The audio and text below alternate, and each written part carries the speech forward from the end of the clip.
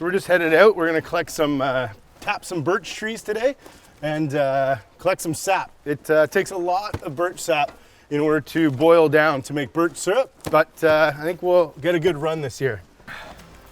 Ani, my name's Shawn Adler. I'm the chef of the Flying Chestnut Kitchen in Eugenia and Powwow Cafe in Kensington Market in downtown Toronto. Today we're harvesting birch sap. A lot of people are familiar with maple syrup and maple sap, but the birch has a little different flavor than maple. It's not quite as sweet, and it has a little bit of like bitter, astringent flavor in a good way.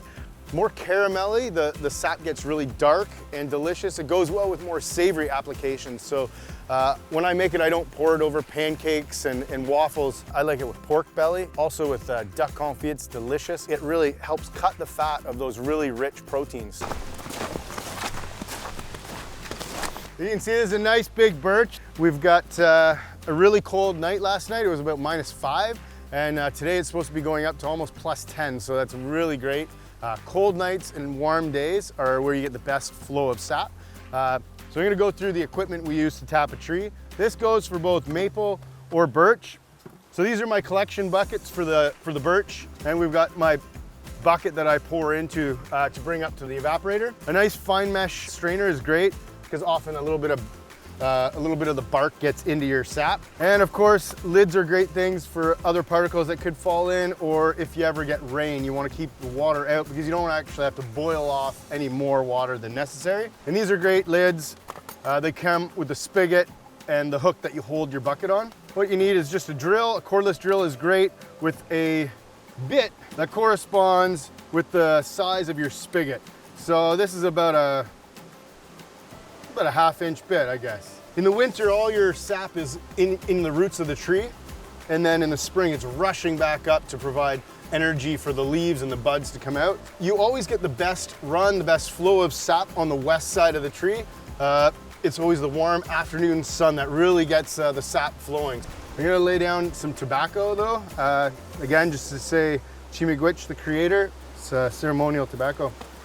So that just, you take a moment and you appreciate and say thank you for what nature provides. As for tapping the trees, I always say like at the same level as your heart is a great place to go in. And you never want to go any deeper than necessary. And what I do, I start my drill just completely horizontal and then I slowly angle it up just a bit.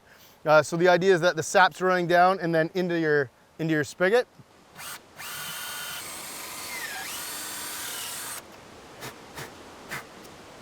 You just place it in.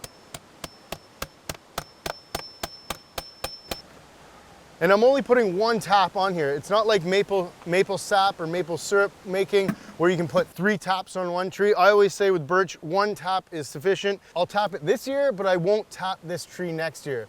I wanna make sure to give it lots of time to rejuvenate itself. Birch trees are just a little more tender than a maple, so now we wait.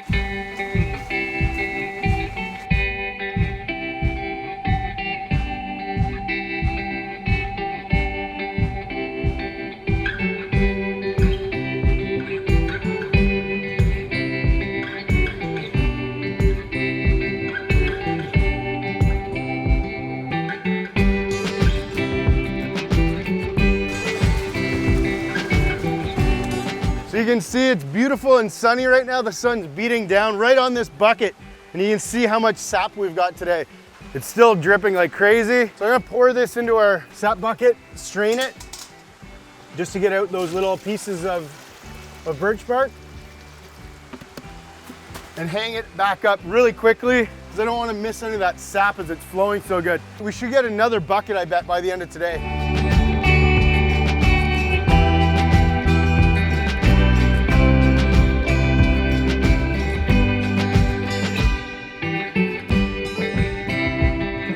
Collected all of our birch sap. We're gonna boil it down. You don't want to boil it down inside unless you really want your wallpaper peeling, because currently it's about 98% water actually. There's only about 2%, somewhere around there, of sugar in the birch sap. So it takes a lot of boiling down to get it to syrup.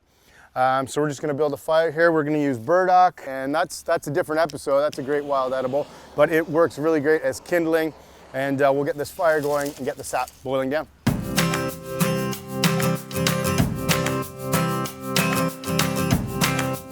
collected today at least 10 liters of sap. So we're gonna boil that down over this fire, and we're gonna end up with probably about 250 milliliters of nice birch syrup in the end. Birch syrup, it's a lot of hard work for a little bit of a little jar. Birch, it's for patient people. Here's how to cook pan-seared bison ribeye with birch syrup jus. To a saucepan, add 2 cups of beef or bison stock, reduce it by half, add 1 tablespoon of birch syrup, reduce until it's a syrupy consistency, and add 1 tablespoon of cold chopped butter. To our bison ribeyes, liberally add kosher salt and fresh ground pepper. Heat up a cast iron skillet to medium-high heat. Add the ribeyes and sear on the first side for 3 minutes. Flip the steak over and cook for another 3 minutes. Allow your ribeyes to rest for a minute or 2, slice, and finish with your birch syrup jus.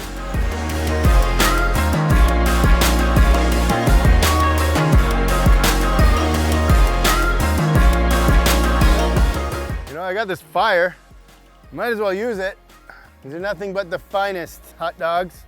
Put a little drizzle of birch syrup on them. It's gonna be delicious.